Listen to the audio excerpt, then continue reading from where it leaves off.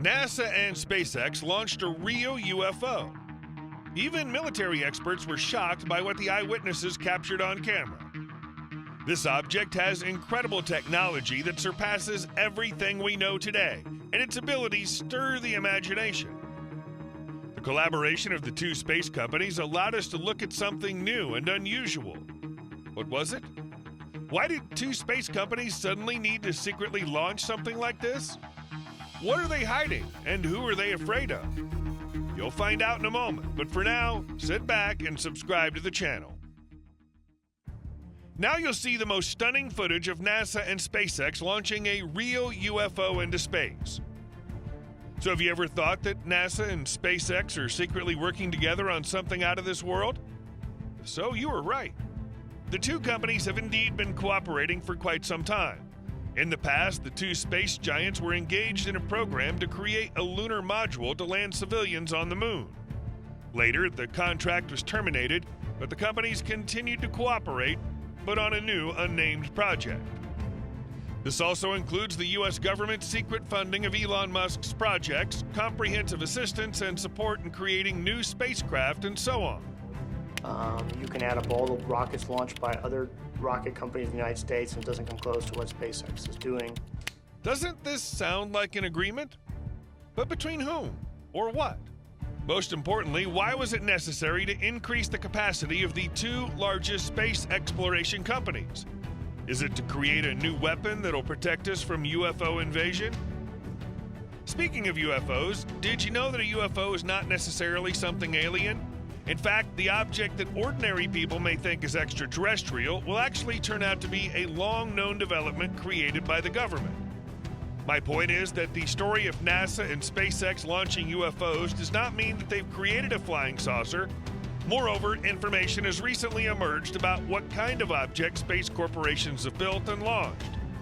The codename of this project is EFS. No one's provided the exact decoding, but there's an assumption that this abbreviation stands for Extra Fast Satellite.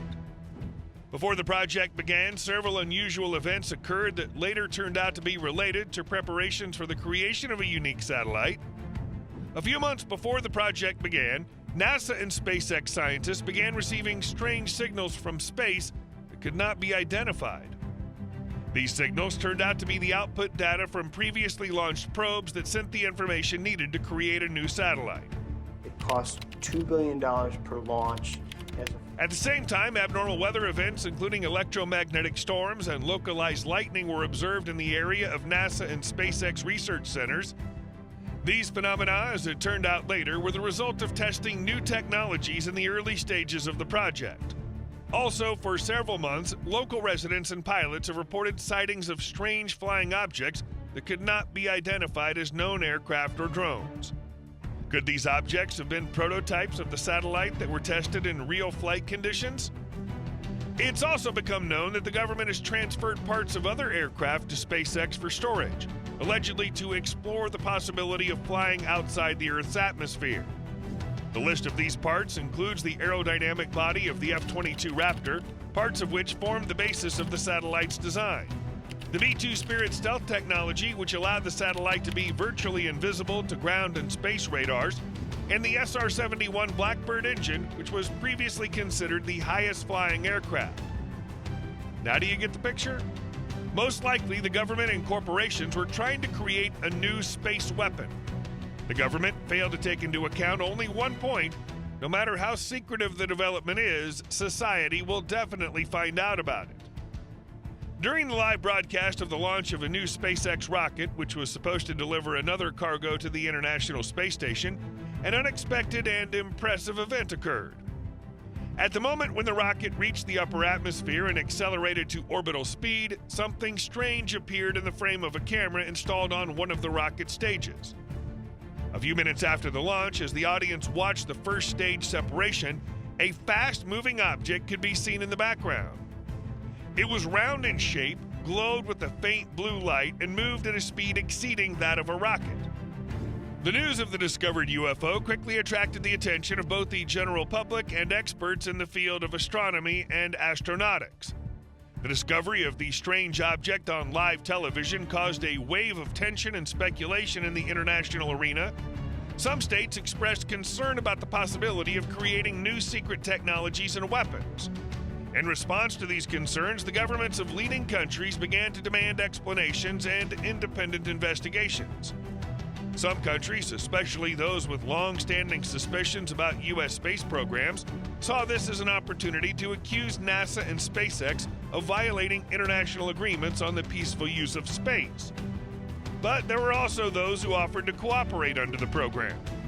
The United States and its allies, realizing that the discovery of the unique satellite could be used as a tool of pressure, began to actively explain their actions and assure the international community of the peaceful purposes of the program. However, they also used the situation to demonstrate their technological achievements and strengthen their positions on the world stage. Launching and landing of rockets is not something that they invented, but something that they've perfected and something that they were able to bring to market. Later, new details about the mysterious object emerged. It turned out that it was moving at a speed of more than 12,400 miles per hour, making it one of the fastest objects in space. However, the data has never been officially published, and the stated speed could only be an eyewitness guess.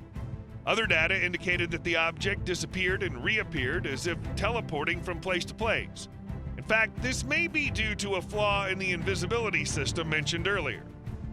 There were many assumptions, but the truth turned out to be quite different. Under pressure from the media and the public, the corporations finally had to admit that it was not a weapon at all, but a top-speed satellite designed to collect data on the Earth's atmosphere. The unique design of the satellite and its propulsion system allowed it to reach incredible speed, making it an ideal tool for studying the upper atmosphere. That's why parts of the aircraft were delivered to the SpaceX base, and that's why the government funded this project. So what conclusions can we draw from this event? The launch of the UFO was a historic moment that demonstrated the incredible capabilities of NASA and SpaceX. This event also made it clear that much of the footage of the UFO could be just footage of testing of similar top-secret technologies. This time, the public managed to force the government to tell us what happened, but who knows how many more such satellites and space fighters may be in development, or even in our orbit. You may be disappointed that the object launched by NASA and SpaceX was not an alien spacecraft, but it was still an incredible achievement that'll help us better understand our planet. And as we move, to the moon and Mars and beyond, we're writing the narrative of human spaceflight right now. A new era of aircraft construction is approaching us at supersonic speed. This brand new aircraft, created in cooperation with NASA and Lockheed Martin, will transform our understanding of passenger transportation. Its bizarre shape will become familiar to everyone in the coming years, and its extraordinary technological capabilities are exactly the breakthrough that has been waiting for decades. More than 300 engineers worked to bring this airplane to life, and for good reason. Its speed is 1.5 times faster than the speed of sound, and the project cost is $250 million. The Lockheed Martin X-59 is an experimental supersonic aircraft developed under the Low Boom Flight Demonstrator Program. The aim of this project is to create an aircraft capable of flying at supersonic speeds with minimal sound impact, which will reduce the negative impact on the environment and make supersonic flights more commercially attractive. It was the noise level and accidents of the X-59's predecessors that prevented this technology from taking a step forward. However, after years of neglect of supersonic passenger transportation, this aircraft gives hope for the future, fast, environmentally friendly, and cheap to maintain. As a leader in aeronautics research, NASA is working to reduce the sounds produced by aircraft. But let's get to the point.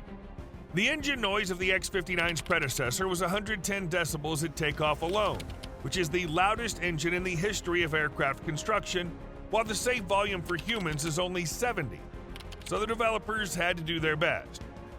When a supersonic aircraft flies over a town, a suburb, or a city, it will smash loose windows.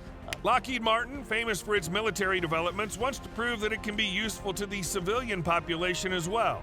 However, the development of the X-59 was not a cakewalk. It took 7 years to design it. In 2015, the Lockheed Martin developed a concept for an airplane with a long, thin fuselage and a unique nose fairing.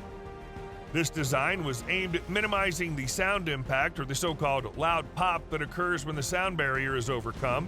This aircraft must overcome the curse of sonic boom and become commercially successful. X-59 will be able to fly at supersonic speeds, faster than the speed of sound, without producing a loud sonic boom. The latest composite materials, such as carbon fiber and titanium alloys, were used in the project in areas of high load. In addition, the single-piece design ensured the correct distribution of the load across the outer surface of the aircraft. The success of these ideas was encouraged by NASA and Lockheed Martin management. So the X-59 prototype began to be assembled at the Skunk Works plant.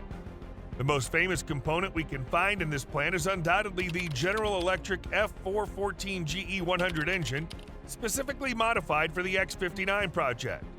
It delivers 98 kilonewtons of power, or 10 tons of thrust, which is slightly less than the turbofan engines used in air transportation and is used on the FA-18EF Super Hornet fighter jets.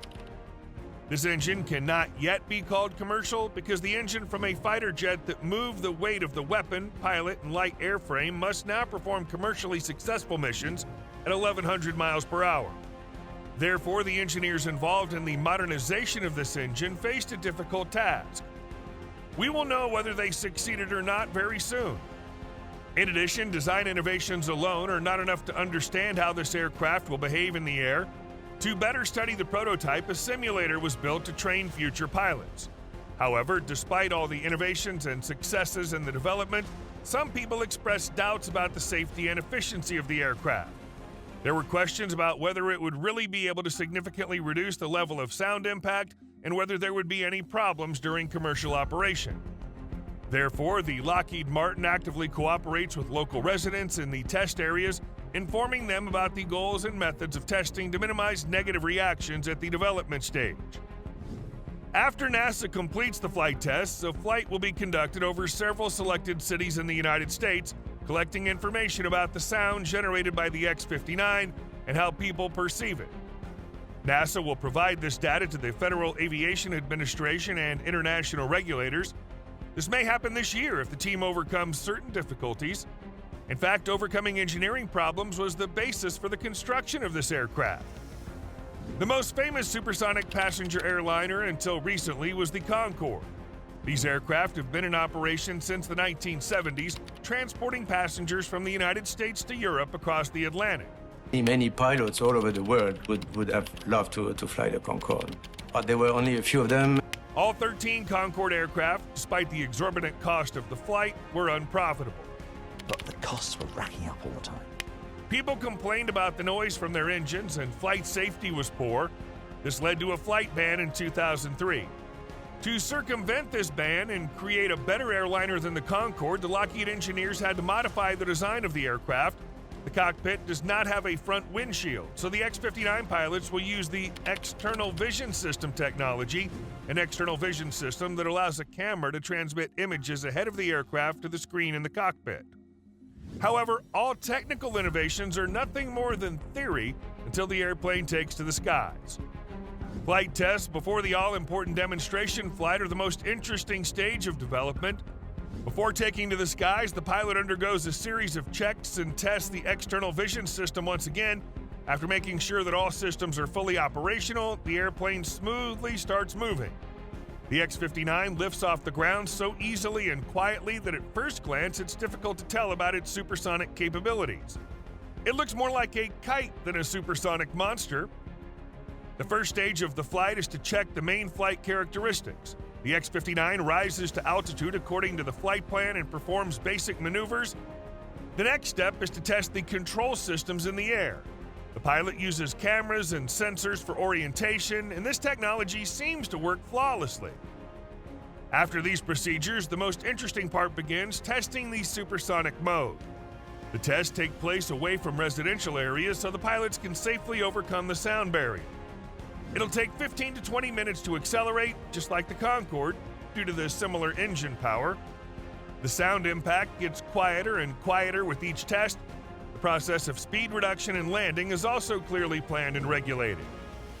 After landing, another control check of all systems is performed and the process of eliminating problems, improving identified shortcomings, and preparing for the next flight begins. There will be many more such test flights before the aircraft is ready for presentation, so this project has a great future. The return of supersonic civil aviation will definitely be the technical event of the decade, as the level of technology and innovation implemented in this aircraft is amazing. Most aviation experts believe that in 2025 we'll have the first flights of this supersonic airliner. Despite this, there are skeptics who don't see ways to implement the X-59 at a sufficient level to lift the ban on supersonic passenger transportation. The price of tickets remains a separate issue. No forecasts have been announced yet, but we should expect a significant price reduction after the production of the aircraft and the total cost of the project. Overall, we can expect this model to take off in coming years, as no implementation milestone has been missed so far, and all technical plans are being implemented surprisingly quickly. Perhaps it was just time, and the NASA and Lockheed Martin engineers felt the wind of change perfectly. What do you think about this technology? Will the idea of supersonic passenger transportation be realized this time? Write your opinion in the comments. That's all for today, but if you're interested in the Lockheed Martin technology solutions, you can watch other videos about the equipment of this company on our channel. In addition, don't forget to subscribe so you don't miss our new videos, and like this video, please. See you soon.